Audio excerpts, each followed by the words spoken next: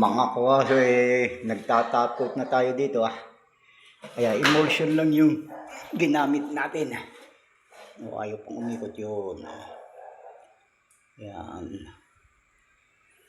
Emulsion dito sa marble art na ginawa natin.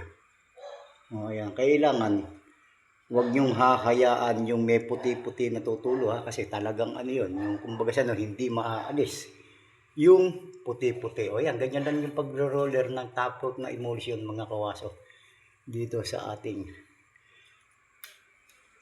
marble effect art of. Ayan, ito yung aalisin nyo. Nakita nyo, tumutulo na yan. Yan ang aalisin nyo mga kawaso. Ayan, ito pangalawang coating na natin to. Kaya natapos na ang ating marble effect. Bukas ang tabayanan nyo.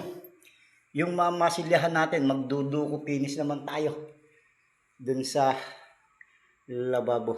Ayan. Okay na yan mga kawaso. Ito na yung ating finish.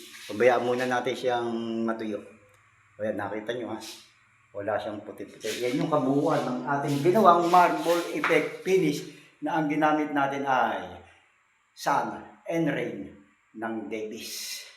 Ayan, sige po, ito si Badwaso ang inyong home painter. Bukas dito na tayo, masilya.